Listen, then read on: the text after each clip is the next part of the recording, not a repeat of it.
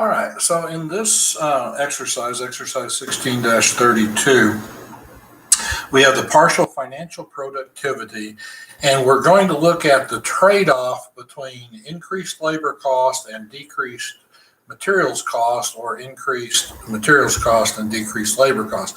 So this is a situation where if we're willing to pay a little bit more for labor time, we can cut down on material waste. We can cut things a little bit closer, make sure there's less scrap or waste involved in the production, or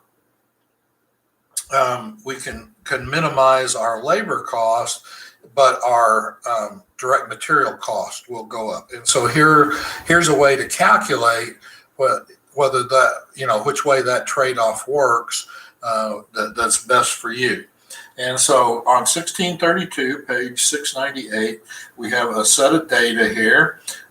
We have the output units, direct manufacturing labor hours, wages per hour, et cetera, et cetera. And so part one says compute the partial financial productivity for both direct materials and direct labor for each year. So we've got last year, and we've got this year. And to do this, the first thing we're going to look at is the output.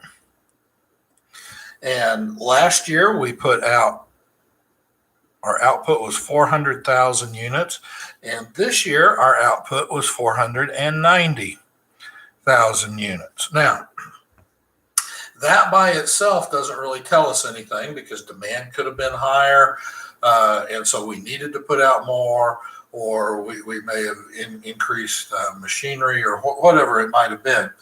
But then the next thing we're going to have are direct materials. Direct materials. And the first is going to be the quantity. And so last year we used 160 tons. This year we used 180 tons. Our cost per ton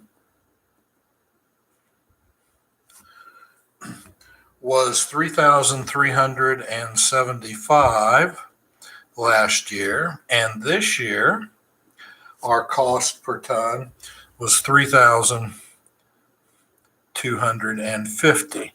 So when we multiply those out, we get 540,000 last year, and we get 585,000 this year.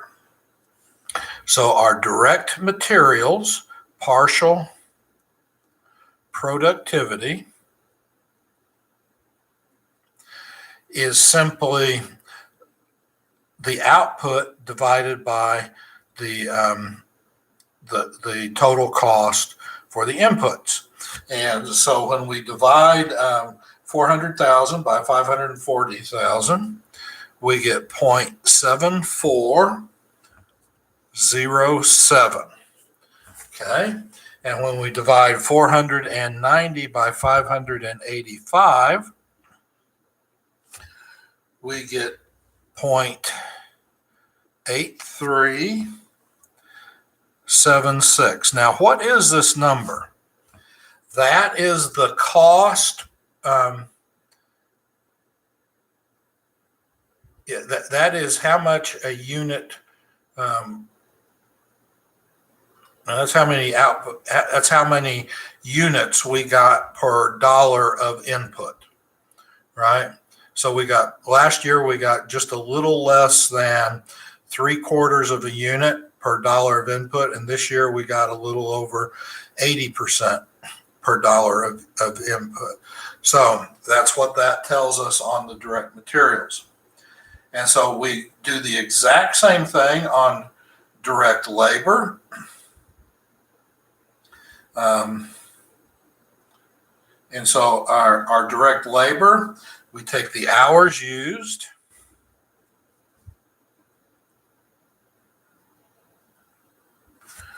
and last year we used 10,000. This year we used 13,500. Last year we paid $26 an hour for $260,000. This year we paid $24 an hour for $324,000. All right, now what we have to do is divide this output up here that we put down up here, divided by this. And so when we get that 400,000 divided by 260,000 is 1.5385.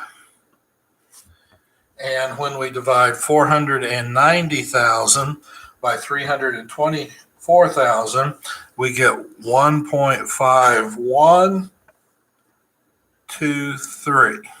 All right, so what does that tell us? We get 1.5385 units per dollar of labor.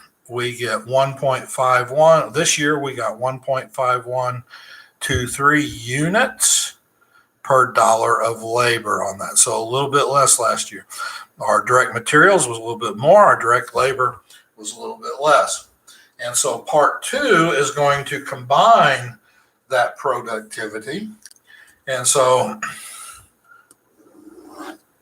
on part two, we're still going to have the 400,000 and we'll have the 490,000 this year, right? The direct material cost was the 540,000. That comes from right there. The direct labor cost was the 260,000. That comes from right there. Add those two together. That's 800,000. This year, the direct material cost was 585,000, and our direct labor cost was 324,000.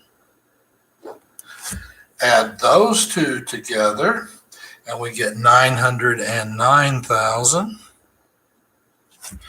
And now, this time, we divide this by this, our productivity, by our total cost. Let's go ahead and label that total cost. That's actually our prime cost. If you remember all the way back to chapter 3, that's actually our prime cost, right? What I just labeled total cost is prime cost. And if we get that, we get 0.5, right? 400,000 divided by 800,000 is 0.5.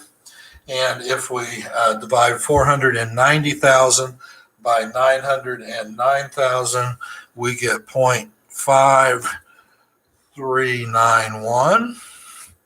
And so the answer to part 3, I'm not going to put it down on paper, but the answer to part 3 is we are slightly better off to go ahead and trade our labor for our direct materials. So to not have as much scrap, it was worth us to spend a little bit more on our labor. Now, admittedly, we paid a little bit less per labor this year, so all that goes into account. But so this is how you can analyze that going forward. So that is exercise 16-32.